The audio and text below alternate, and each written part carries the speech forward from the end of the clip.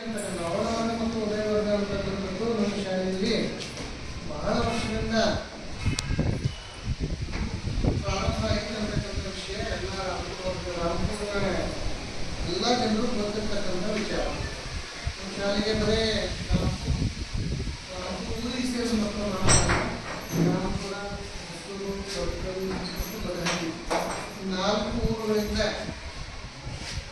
ಹೆಚ್ಚುವರಿ ಜನರು ನಮ್ಮ ಶಾಲೆಯಲ್ಲಿ ಮಕ್ಕಳನ್ನ ಬರ್ತಕ್ಕಂಥ ಒಂದು ಪರಿಪಾಠ ಬಹಳ ದಿವಸದಿಂದ ಇದೆ.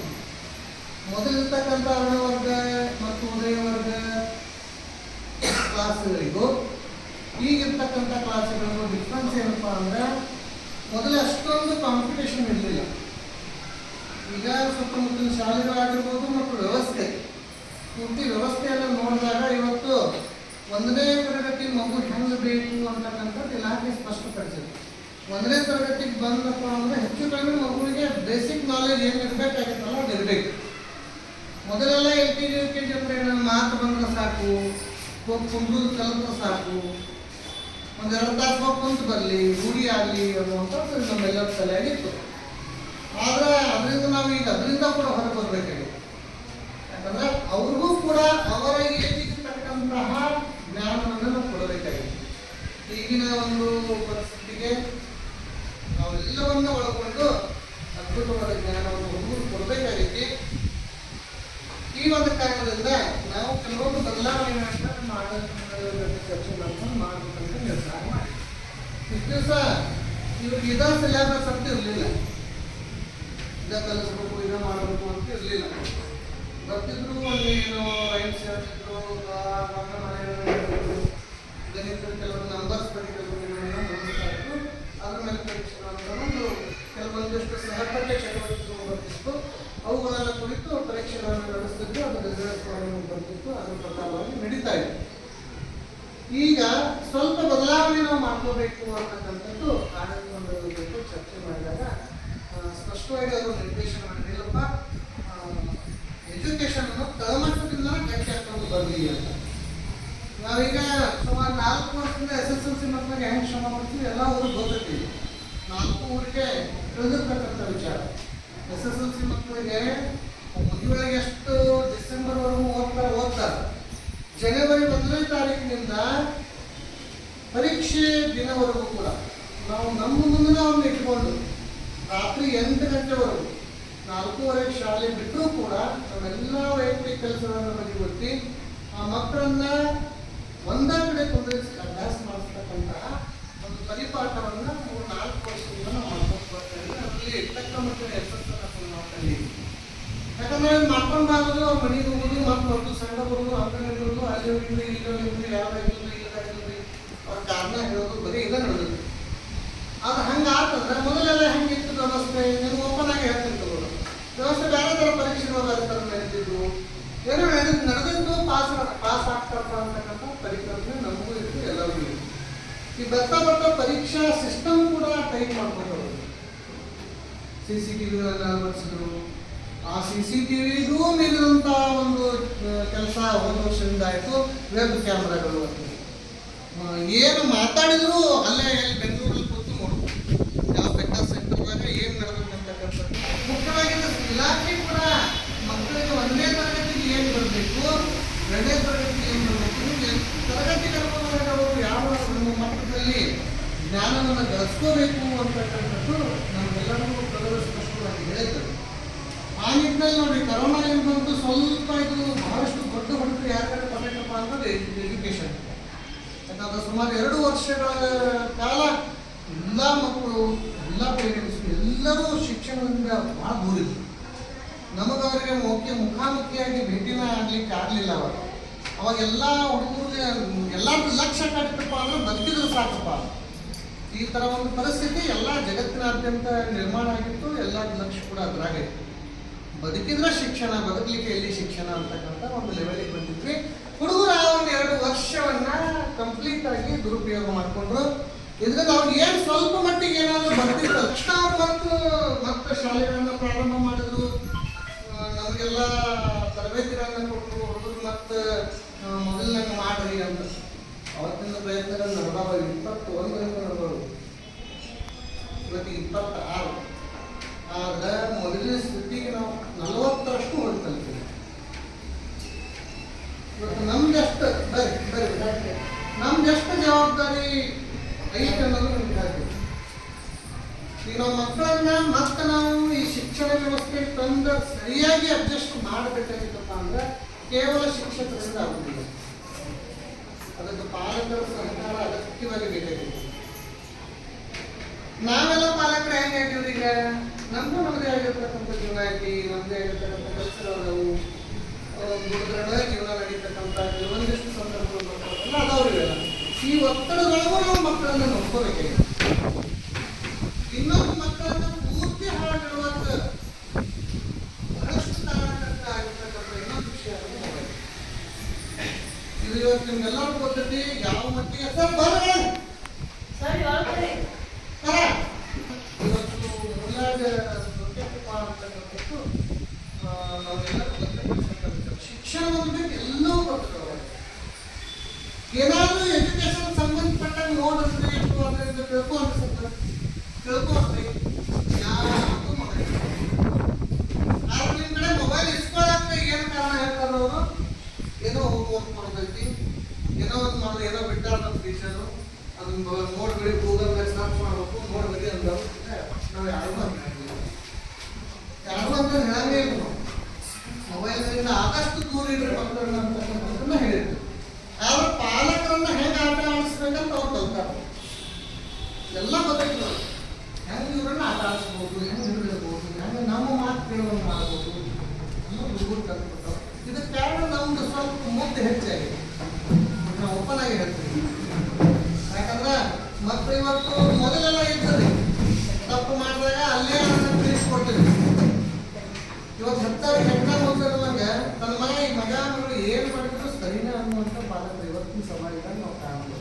ನೀವಂತ ಹೇಳಕ್ಕಿಲ್ಲ, ಸಮಾಜದಾಗ ಕಾಣ್ಬೋದು. ಪರಿಸ್ಥಿತಿ ಹಿಂಗೆ ಟೀಚರ್ಸು ಎಷ್ಟು ರೆಸ್ಟ್ರಿಕ್ಷನ್ಸ್ಗಳನ್ನು ಹಾಕ್ತಾರೆ. ಮಕ್ಕಳ ಜೊತೆ ಹೆಂಗೆ ವರ್ತಿಸ್ಬೇಕು, ಏನು ಮಾಡಬೇಕು, ಬೈಬೇಕು, ಹೊಡಿಬೇಕು, ಎಲ್ಲದರಿಂದ ಎಷ್ಟು ದೂರ ಇರ್ತಾವೆ. ಇವೆಲ್ಲ ಆಗಿದ್ರಿಂದ ಇವತ್ತು ಮಕ್ಕಳ ಪರಿಸ್ಥಿತಿ ಈ ಮಟ್ಟಕ್ಕೆ ತಲುಪಲಿಕ್ಕೆ ಒಂದು ಬಹಳ ದೊಡ್ಡ ಕಾರಣ ಇದೆ. ಶಿಕ್ಷಕರು ಏನು ಮಾಡಾಕತ್ತಾರೆ? ನಮ್ಗೆ ಯಾಕೆ ಬೇಕು ಬಿಡೋ ಮರ, ಏನಾರ ಆಗ್ಬೋದು, ನಾವು 4 ಅಕ್ಷರ ಬರೀನೂ ಕಲಿತರ ಕಲಿತಾರೋ ಬಿಡ್ತಾರೆ. ಇಲ್ಲಿ ತನಕ ಆಗ್ಯಾವಲ್ರಿ, ಬರ್ತಾರ ಪಾಲಕರು ಕಲಿತ್ರಿ, ನೀವು ನಿಮ್ದೇ ಅರ್ಥ ಮಾಡ್ತೀವಿ. ಎಲ್ಲಿ ನಾವು ನೀವು ಬಡದ್ರೆ ನೀವು ಬೈದ್ರೆ ಈ ಲೆಕ್ಕದಾಗ ಹಲವಾರು ಪಾಲಕರು ಅಲ್ಲಿವರೆಗೂ ಬರ್ತಾರೆ. ಅವ್ರು ನಾವು ತಿಳಿಸಿ ಹೇಳೋದು ಆಗೈತಿ, ಎಲ್ಲ ಆಗೈತಿ. ಅವ್ರ ಮುಂದೆ ಅವರೆಲ್ಲ ಮುಂದೆ ಏನಾಗ್ತಾವ ಅನುಭವಿಸೋದು ಆಗೈತೆ ಸಾಕಷ್ಟು ಜನ. ಅದಕ್ಕೆ ಈ ಒಂದು ಪರಿಸ್ಥಿತಿ ಒಳಗೆ ನಾವೆಲ್ಲರೂ ಬಹಳಷ್ಟು ಜವಾಬ್ದಾರಿಯಿಂದ ನಡ್ಕೋಬೇಕಾಗೈತಿ. ಅದು ಬಡಿರೆ ಅಂತ ಹೇಳಕತ್ತಿಲ್ಲ, ಬಹಳಷ್ಟು ಸಾಫ್ಟ್ ದಾರಿಯಿಂದನೇ ಅವರಿಗೆ ದಾರಿಗೆ ತರಬೇಕಾಗುತ್ತೆ, ಸೂಕ್ಷ್ಮವಾಗಿ ದಾರಿಗೆ ತರಬೇಕು. ಅದಕ್ಕೆ ನಿಮ್ಮಲ್ಲಿ ಯಾರಾದರೂ ಒಬ್ಬರು ಮನೆ ಒಳಗೆ ಟೈಮ್ ತಗೊಂಡು ಮಕ್ಕಳ ಜೊತೆ ಡೈಲಿ ಒಂದು 2 ತಾಸು ಟೈಮ್ ಕಲಿಯುವಂಥದ್ದು ನೀವು ರೆಡಿ ಆಗಬೇಕು. ಇವತ್ತೇನು ಶಾಲೆಯಲ್ಲಿ ಹೇಳಿದ್ರು, ಏನು ವರ್ಕ್ ಕೊಟ್ಟಾರು, ಏನು ಬರ್ಕೊಂಡು ಬಾಂದ್ರೆ ಕುಂತು ಬರೀ ಬರ್ಸೋದು, ಬಂದು ಟೀಚರ್ಸ್ ಬೇಕಾಗಿದೆ, ಅವ್ರು ರೆಸ್ಪಾನ್ಸ್ ಮಾಡಬೇಕಂದ್ರೆ ಹೆಡ್ ಮಾಸ್ಟರ್ ನಮಗೂ ಬೇಕಾಗಿ ಈ ಥರ ಮಾಡಿದ್ರಪ್ಪ ಅಂದ್ರೆ ಬರ್ರಿ ಈ ಥರ ಮಾಡಿದ್ರಂದ್ರೆ ಮಗುವಿಗೂ ಏನಾಗ್ತದ್ರಿ? ಇಲ್ಲಪ್ಪ ನನ್ನ ಬಗ್ಗೆ ಮನೆಯೊಳಗೆ ಕಾಳಜಿ ಇರ್ತಕ್ಕಂಥ ಸರಿಯಾಗಿ ಬಂದ್ಬಿಡ್ತದೆ. ತಪ್ಪುಗಳನ್ನ ಮಾಡಕ್ಕೆ ಹೋಗೋದಿಲ್ಲ, ನಾವು ಸುಳ್ಳುಗಳನ್ನ ಹೇಳೋದ್ರಿಂದ ದೂರ ಇರ್ತಾರೆ. ಯಾಕಂದ್ರೆ ನಾಳೆ ನಮ್ಮ ಮಮ್ಮಿಯರ ಪಪ್ಪಾರ ಬರ್ಬೋದಪ್ಪ ಶಾಲೆಗೆ, ಟೀಚರ್ಸ್ ಕೇಳ್ಬೋದು, ಈ ಥರದ ಭಾವನೆಗಳು ಕಲಿಯಬೇಕು. ನಾವು ಸಮಯ ತೆಗೆಯುವುದಿಲ್ಲ. ಅದಕ್ಕೆ ಈ ಕ್ವಾಲಿಟಿ ಟೈಮ್ ಅಂತ ಏನು ಕರೆಯಕ್ಕಿವಲ್ಲ, 2 ತಾಸು, ಬರೀ 2 ತಾಸು. ಈಗ ನಮ್ಮಲ್ಲಿ ಎಷ್ಟೊತ್ತಕ್ಕ ಹುಡುಗರು ಇರ್ತಾರೆ, 1ನೇ ತರಗತಿಯಿಂದ 10ನೇ ತರಗತಿ ಹುಡುಗರು 4:30 ತನಕ ನಮ್ಮ ಬಗೆರ್ತಾವೆ. LKG UKG ಹುಡುಗರಿಗೆ ಅಷ್ಟೊತ್ತು ಕುಂದ್ರಾಕ ಆಗೋದಿಲ್ಲ ಅಂತ ಹೇಳಿ ಮೊದಲೆಲ್ಲ 2 ತಾಸು ಇರ್ತೀವಿ. ಒಂದು ಗಂಟೆಗೆ ಬಿಡ್ತಿದ್ರೆ 10:30 ಒಯ್ತಿದ್ರು. ನಿಮಗೆಲ್ಲ ಗೊತ್ತಿರ್ತಕ್ಕಂಥ ವಿಚಾರ. ಅಷ್ಟೊಳಗೆ ಏನೂ ಮಾಡೋಕ್ಕಾಗಂಗಿಲ್ಲ ಅಂತ ಹೇಳಿ ನಾವು ಅದನ್ನ ವೇಳೆ ಬದಲಾವಣೆ ಮಾಡಿ 1 ಗಂಟೆ ತನಕ ಮಾಡಿ ಅಂದ್ರೆ ಒಂದು 4-4.5 ತಾಸು ಹುಡುಗರು ಇಲ್ಲಿ ಕುಂದ್ರೋದು ಕಲೀಲಿ. ಯಾಕಂದ್ರೆ ಮುಂದಿನ ವರ್ಷ 6.5 ತಾಸು ಕುಂದಿರ್ಬೇಕು. ಒಂದಕ್ಕೆ ಬಂದ್ರೆ 6.5 ತಾಸು ಶಾಲೆಗೆ ಕುಂದಿರ್ಬೇಕು. ಅದಕ್ಕೆ ಈಗಿನಿಂದ ಒಂದು ಗಂಟೆ ಹೊಡ್ಕೊಂಡ್ರೆ ರೂಢಿ ಆಗಲಿ ಅಂತಕ್ಕಂಥ ಉದ್ದೇಶದಿಂದ ಮತ್ತು ಟೀಚರ್ಸ್ ಕಲ್ಸಕ್ಕೆ ಸಮಯ ಸಿಗಲಿ ಅಂತಕ್ಕಂಥ ಉದ್ದೇಶದಿಂದ ಈಗ ದೊಡ್ಡ ಹುಡುಗರು ಬೇಡ ಬೇಡ ಹೇಳಿ ಹೋಗ್ಬೋದು, ಇದನ್ನು ಬರ್ಕೊಂಬರ ಅದನ್ನು ಬರ್ಕೊಂಬರತ್ತೆ. ಆದ್ರೆ LKG ಹುಡುಗರು ಅದನ್ನು ಬರ್ಕೊಂಬರೋದು ಭಯ ಪಡ್ತಾರೆ. ಏನು ಹೇಳಿದ್ರು ಹೇಳಕ್ಕೆ ಬರೋದು ಮನೆಗೆ ಬರಲಿ, ಅವ್ರಿಂದ ನಾವು ಬುಕ್ನೇ ಬರೋದಕ್ಕೆ ಹೋಗ್ಬೇಕು. ಆ ಬುಕ್ ನೀವು ನೋಡಿದ್ರೆ ಪುಣ್ಯ. ಯಾವಾಗ ನೋಡ್ತೀವಿ ನೀವು? ಇಯರ್ ಎಂಡ್ ಪರೀಕ್ಷೆಗಳು ಇನ್ನೇನು ಬರ್ತಾವೆ, ನಾಳೆ ಪೇಪರ್ ಅದಾವ, ಅವಾಗ ಬುಕ್ ನೋಡ್ತೀವಿ. ಟೀಚರ್ ಏನೂ ಚೆಕ್ ಮಾಡಿಲ್ಲ, ಟೀಚರ್ ಏನೂ ಬರದೇ ಇಲ್ಲ, ಅವಾಗ ಗೊತ್ತಾಗ್ತದೆ. ಯಾಕಂದ್ರೆ ಟೈಮ ಸಿಗ್ತಾರೆ.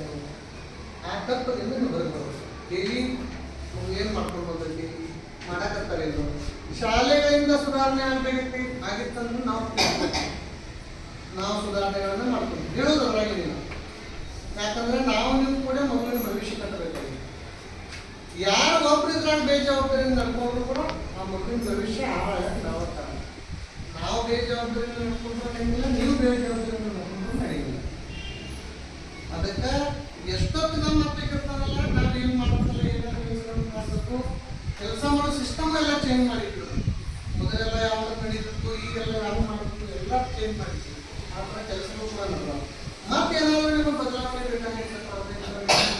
ಬೇಕಾಗಿರ್ಬೋದು, ಇಲ್ಲ ವೈಯಕ್ತಿಕವಾಗಿ ನೀವು ಗಟ್ಟಿಯಾಗಿ ಟೀಚರ್ಸ್ ಅನ್ನು ಭೇಟಿಯಾಗಿ ಹೇಳೋದಾಗಿರ್ಬೋದು, ಇಲ್ಲಪ್ಪ ಒಂದು 10 ಸಲ ಏನು ಕೇಳೇ ಇಲ್ಲ ಅಂದರೆ ಹೇಳೋದಾಗಿರ್ಬೋದು. ಇದನ್ನು ಮಾಡಿದ್ರಂದ್ರೆ ನಾವು ಏನಾದರೂ ಒಂದು ಹೊಸ ಮಾಡಕ್ಕೆ ಮಕ್ಕಳನ್ನ ಅಚ್ಚುಕಟ್ಟಾಗಿ ಏನು ಪ್ರಾಥಮಿಕ ಶಿಕ್ಷಣಕ್ಕೆ ಎಂಟ್ರಿಗೆ ಆಗ್ತಾರಲ್ಲ 1ನೇ ತರಗತಿಗೆ, ಒಂದು ಒಳ್ಳೆಯ ಮಗುವನ್ನು ಒಳ್ಳೆಯ ಥರ ಟೀಚರ್ಸ್ ರೆಸ್ಪಾನ್ಸ್ ಮಾಡ್ತಕ್ಕಂಥ ಮಗುವನ್ನು ಕಳಿಸೋಕ್ಕೆ ಸಾಧ್ಯ. ಈಗ ಹೆಂಗಾಯ್ತು ಅಂದ್ರೆ ನಮಗೆಲ್ಲ ಹೆಂಗೆ ಕಲಿಬೋದು, ಒಂದು ಪಾರ್ಟಿ ಒಂದು ಪೆನ್ಸಿಲ್ ಹೋಗ್ಬೇಕು, 7ನೇ ತನಕ ಶಾಲೆ ಹೋಗಿದ್ದು ನಮಗೆ. ಹೌದು, ಈಗ ಹಂಗಿಲ್ಲ. 1ನೇ ತನಕ 4 ಬುಕ್ ಬರ್ತಾವೆ, ಅದಕ್ಕೆ 3 ಬುಕ್ ಇರ್ತಾವೆ. ಅವ್ರು ಭಾಳ ಮಾಡಿ ಒಂದು 20 ಕಿಲೋ ಇರಂಗಿಲ್ಲ, 13-14 ಕಿಲೋ ಇರ್ತಾರೆ ರೀ. ಬ್ಯಾಗ್ ಹೋದ್ರೆ 20 ಕಿಲೋ ಅದು ಹುಡ್ಕೊಂಡು ಬರ್ತದೆ. 1ನೇ ತರಗತಿ ಇಂಥ ಪರಿಸ್ಥಿತಿ. ಅದಕ್ಕೆ ರೆಡಿ ಮಾಡಬೇಕಾಗಿತ್ತು. ಅದಕ್ಕೆ ಅವ್ರು ಸರಿಯಾಗಿ ಮೊದಲು ಶಿಸ್ತು ಬೆಳೆಸ್ಬೇಕು, ಸರಿಯಾಗಿ ಮಲಗಿಸ್ಬೇಕು, ಜಲ್ದಿ ಎಬ್ಬಿಸ್ಬೇಕು, ಸರಿಯಾಗಿ ಊಟ ಮಾಡಿಸ್ಬೇಕು. ಅವು ಅಳ್ತಾವ ನೋಡ್ರಿ, ನಾವು ಊಟ ಮಾಡಿ ಮೊಬೈಲ್ ಕೊಟ್ಟರೆ ಊಟ ಮಾಡ್ತಾರಂತ. ನಾವು ಅಂತೀವಿ ಮೊಬೈಲ್ ಅಂತ ಊಟ ಮಾಡಿಸ್ತೀವಿ. ಅವ ಏನು ತಿಳ್ಕೊಂಡು ನಮ್ಗೆ ಗೊತ್ತಾಗಿಲ್ಲ. ಸಾಕ ತಾಟ್ ಖಾಲಿ ಮಾಡೋದು ಸಾಕು ಅಂತ ಹೇಳಿ ನಮಗೂ ಟೆನ್ಷನ್ ಆಗಿರ್ತಾವ. ನಾವು ನಮ್ಮ ಜವಾಬ್ದಾರಿ ತಪ್ಪಿಸ್ಕೊಳ್ಳೋಕೆ ನಾವು ಅವೆಲ್ಲದನ್ನು ನಾವು ಹೊರಕೋಬೇಕು. ದಯವಿಟ್ಟು ನಿಮ್ಮ ಮಕ್ಕಳನ್ನ ಒಂದು 2 ಕ್ಲಾಸ್ 1 ಲಕ್ಷ ಕೊಟ್ಟು ಈಗ ಕೊಟ್ರಪ್ಪ, ಈ 10 ವರ್ಷ ನೀವು ಅವ್ರನ್ನ ಚೆನ್ನಾಗಿ ನೋಡ್ಕೊಂಡ್ರೆ ಮುಂದೆ ನಿಮಗೂ ಭಾಳ ಚೆನ್ನಾಗಿ ನೋಡ್ಕೊತಾರೆ. ಅವ್ರಿಗೆ ಈ 10-12 ವರ್ಷ ನೀವು ಎತ್ತೆತ್ತರ ಮಾಡಿದ್ರೆ ಮುಂದೆ ಜೀವನ ಪೂರ್ತಿ ನಿಮಗೂ ಅವ್ರು ಎತ್ತೆತ್ತಾರೆ. ಅದು ನಾವು ಮಾಡಿದ ಕರ್ಮಗಳು ನಾವು ಅನುಭವಿಸ್ತೀವಿ ಅಷ್ಟೇ. ಮುಂದೆ ಹಂಗೆ ಮಾಡತ್ತಾನೆ ಹಿಂಗೆ ಮಾಡತ್ತಾನೆ ಕಂಪ್ಲೇಂಟ್ ಮಾಡೋ ಅಧಿಕಾರ ನಮಗೆ ಇರಂಗಿಲ್ಲ ರೀ. ಯಾಕಂದ್ರೆ ನಾವು ಹಂಗೆ ಮಾಡಿದ್ವಿ, ನಾವು ಮಾಡ್ತಾರೆ. ನಾವು ಚೆನ್ನಾಗಿದ್ರೆ ಅವ್ರು ಚೆನ್ನಾಗಿ. ಅದಕ್ಕೆ ಡೈಲಿ ಒಂದು 2 ಕ್ಲಾಸ್ ಯಾರು ನಿಮ್ಮಲ್ಲಿ ಫ್ರೀ ಮಾಡ್ಕೊಟ್ಟು ಮಾಡ್ಕೋರಿ. ನಂದು ಕೆಲಸ ಐತಿ, ನಿಂದು ಕೆಲಸ ಐತಿ, ಎಲ್ಲರಿಗೂ ಕೆಲಸಗಳದಾವ. ಆ ಕೆಲಸದ ನೆಪ ಹೇಳಿ ನಿಷ್ಕಾಳಜಿ ಮಾಡ್ತಾರೆ. ಅವರೆಲ್ಲ ಪ್ರತಿಯೊಂದು ಕಡೆ ಲಕ್ಷ್ಯ ಕೊಡು. ಅವ್ರು ಊಟ ತಿಳ್ಕೊಂಡು ಸರಿಯಾಗಿ ಪೌಷ್ಟಿಕಾಂಶ ಸಿಗಬೇಕು, ಅವರು ಸರಿಯಾಗಿ ಊಟ ಮಾಡ್ಬೇಕು, ಸರಿಯಾಗಿ ಬೆಳವಣಿಗೆ ಆಗ್ಬೇಕು. ಎಲ್ಲ ಕೊಟ್ಟಂದ್ರೆ ಅವ್ನು ಬ್ರೈನು ಸರಿಯಾಗಿ ಬೆಳಿತೈತಿ, ದೈಹಿಕವಾಗಿ ಮಾನಸಿಕವಾಗಿ ಬೆಳಿತಾನೆ. ಏನೇನು ಯಾವ್ಯಾವ ಹಂತದಾಗ ಏನೇನು ಆಗ್ಬೇಕು ಅದೆಲ್ಲ ಆಗ್ತೈತಿ. ಏನು ತಿಂತಾವ್ ತಿನ್ನುವಲ್ಲ ಕಟ್ಟಿರ್ತೀರಿ, ಎಲ್ಲ ಥರ ತರಕಾರಿಗಳು ತಿಂತಿರ್ತೀರಿ. ಆ ಹುಡುಗರು ರೂಢಿ ಮಾಡ್ತೀವಿ. ನಾವು ಏನು ಕೊಡ್ತೀವಿ ನೋಡಿ ಹುಡುಗರಿಗೆ? ಅನ್ನ ಹಾಲು ಕೊಡೋದು, ಬೆಳವಣಿಗೆ ಆಗ್ತವೆ. ಅವರ ಜವಾಬ್ದಾರಿಯಿಂದ ಆ ಒಂದು ಅಧಿಕಾರವನ್ನು ನಾವು ವಹಿಸ್ಕೊಳ್ಳೋದು. ಮತ್ತು ಈಗ ಹೆಂಗೆ ಬಂದಿದ್ರಿ, ಎಲ್ಲ ಮಷಿನ್ ಮೇಲೆ ಬಂದ್ಬಿಟ್ಟಿದ್ರಿ. ಈಗೆಲ್ಲ AI ಬಂತು, ಆರ್ಟಿಫಿಷಿಯಲ್ ಇಂಟೆಲಿಜೆನ್ಸ್ ಬಂದ್ಬಿಟ್ರಿ. 10 ಮಂದಿ ಅಲ್ಲರಿ 100 ಮಂದಿ ಮಾಡೋ ಕೆಲಸವನ್ನು ಮಾಡ್ತಿರ್ತಾರೆ. ಅಂಥ ಯುಗದಾಗ ನೋಡ್ರಿ, ಭಾರತದ ಜನಸಂಖ್ಯೆ 140 ಕೋಟಿ. 140 ಕೋಟಿ ಇನ್ನು 10 ವರ್ಷಕ್ಕೆ ಎಷ್ಟಾಗ್ತದೆ ನೋಡ್ರಿ. ಅವೆಲ್ಲ ಅಂಥ ಜನರ ನಡುವೆ ಫೈಟ್ ಮಾಡ್ಬೇಕು. ಏನಾದ್ರು ಉದ್ಯೋಗ ಪಡ್ಕೊಳ್ಳೋದು, ಏನಾದ್ರು ಮಾಡೋಕ್ಕೆ ಫೈಟ್ ಮಾಡ್ಬೇಕು ಎಲ್ಲರ ಜೊತೆ. ಈಗ ಯಾವುದೋ ಒಂದು ಉದ್ಯೋಗ ಚಲೋ ಮಾಡ್ಬೇಕಂದ್ರೆ ಅವ್ನು ಬಾಜು ಇನ್ನೊಂದು ಅಂಗಡಿ ಮಂದಿಸ್ತಾ ಇರೋದು ಆಗಿರ್ಬೇಕಲ್ಲ. ಅಷ್ಟು ಐತೆ ರೀ, ಒತ್ತಡ ಐತಿ. ಅದಕ್ಕೆ ಈಗಿನ ಒಂದು ಆಧುನಿಕತೆಗೆ ತಕ್ಕಂಗೆ ನಾವು ಹುಡುಗರಿಗೆ ರೆಡಿ ಮಾಡಬೇಕಾಗಿತ್ತು. ಅದಕ್ಕೆ ಸ್ವಲ್ಪ ಜವಾಬ್ದಾರಿ